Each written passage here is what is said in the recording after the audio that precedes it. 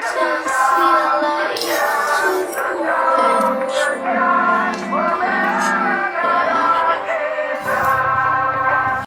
doa milik Jemaat Persekutuan Ekumenik Umat Kristen, POUK, Tesalonika, Teluk Naga, Kabupaten Tangerang, didatangi warga seusai ibadah Jumat Agung.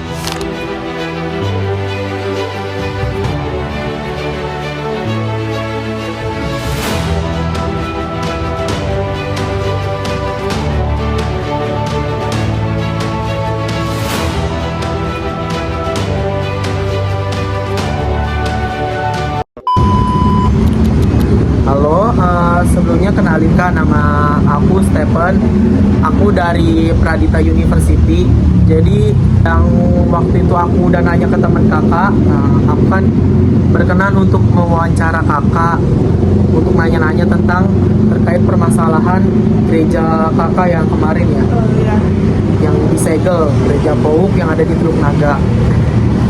Sebelumnya aku boleh tahu nggak sih, atau yang nonton juga boleh tahu nama kakak tuh siapa? Halo, perkenalkan saya Sarah. Saya merupakan jemaat POUK Teluk Naga, Tesalonika. Iya kak. Jadi di sini tuh aku ada beberapa pertanyaan.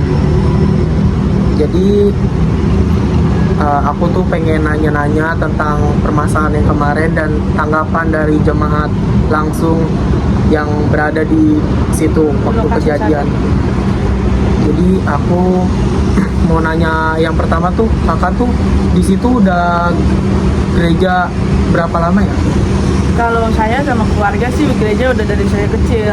Saya kebetulan baptis di situ, sudi di situ. Cuman kan karena kebetulan memang di Teluk Naga itu mayoritas Muslim kan. Jadi memang izin gereja kami memang agak susah sih mas. Oke kak, kakak bisa nggak jelasin waktu kejadian penyegelan saat ibadah Jumat Agung ya, itu tiba-tiba disegel kayak gitu tuh kenapa ya? Masih kayak bisa nggak sih? Ada apa gitu? Iya kayak why? Karena memang sebenarnya kami sudah tahu akan disegel gitu di saat hari itu. Makanya kalau di viral-viral di video itu jemaatnya itu sambil menangis kan ibadahnya, karena itu adalah ibadah Jumat Agung terakhir mereka di gedung itu gitu kan. Terus saat itu tuh sedang melaksanakan ibadah Jumat Agung. Setelah ibadah selesai itu aparat-aparat itu kayak Satpol PP, organisasi masyarakat, mereka tuh udah menggunakan toa mas, sudah teriak-teriak. Jadi itu kan mengganggu jalannya ibadah ya mas ya.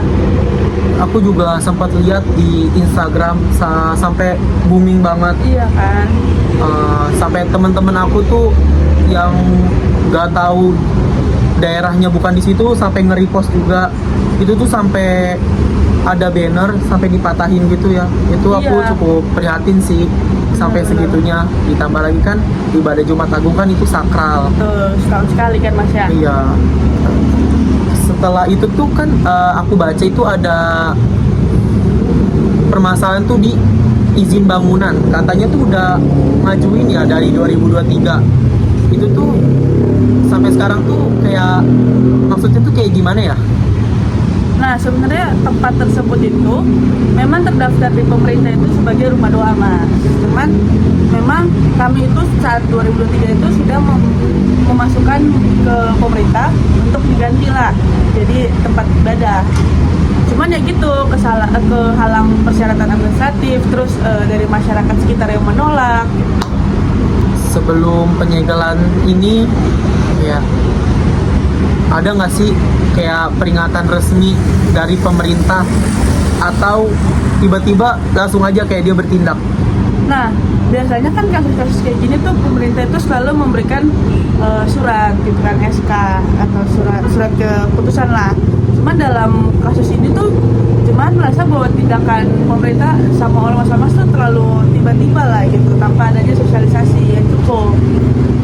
Tiba-tiba ada di depan. Iya, tiba-tiba pakai toa gitu. Itu kan mengganggu banget ya Mas ya.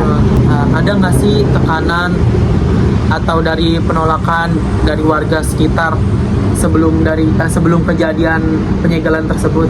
Ada Mas. Terdapat indikasi lah adanya penolakan dari warga-warga sekitar yang seperti saya bilang kan, kalau memang mayoritas itu kan Muslim.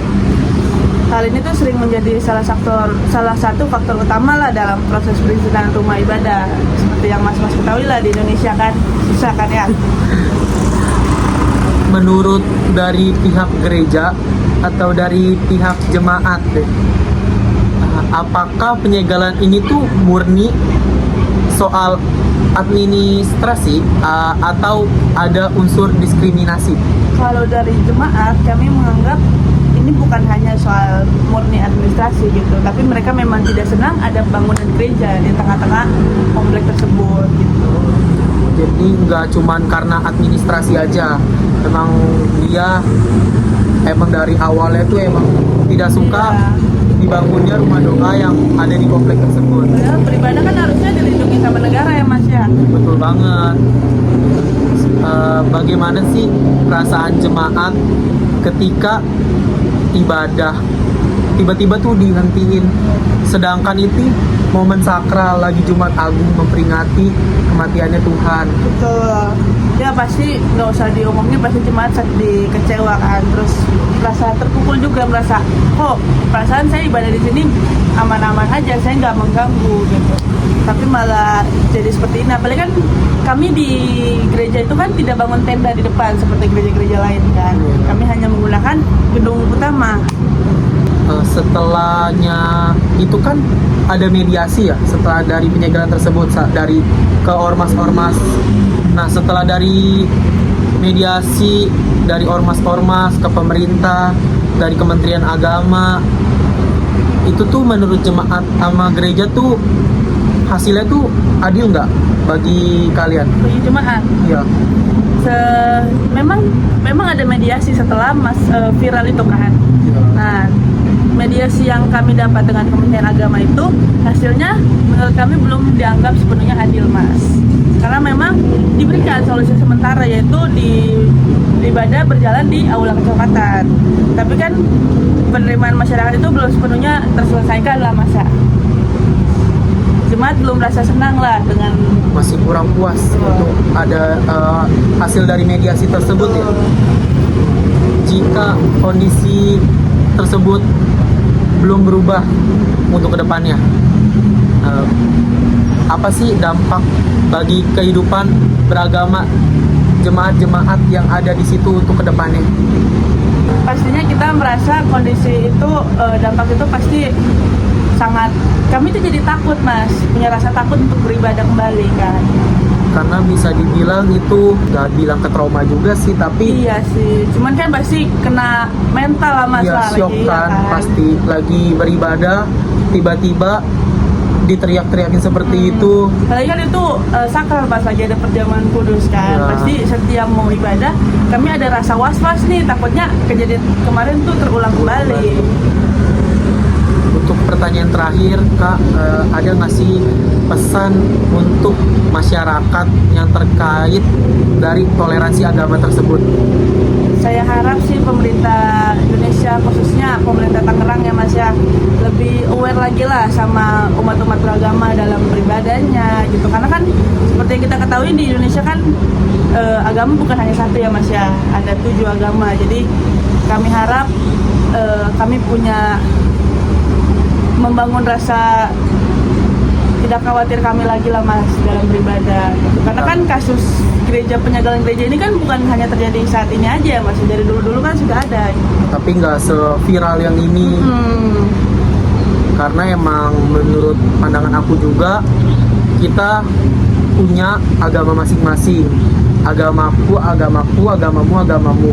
Dan juga kita bebas beragama apapun di sini di Indonesia, karena banyak agama di Indonesia. Jadi menurut aku kita saling menghargai aja sih, gimana caranya agama tersebut menyembah pada Tuhannya. Iya. Sebenarnya kami tidak menyalahkan adanya ormas-ormas gitu, karena memang terkadang memang mereka bagus lah gitu melindungi masyarakat. Cuman kalau kasusnya seperti ini lebih baik dibubarin aja gitu ormasnya daripada jadinya negatif. Baik Kak, mungkin sampai sini aja kali ya. Untuk pertanyaannya sudah terjawab, sudah dijelaskan. Oke, sebelumnya aku terima kasih banyak ya Kak, udah memberikan waktu dan kesempatan. Makasih loh udah jauh-jauh ya Mas ya. Iya. Oke, terima kasih ya Kak. Sama-sama.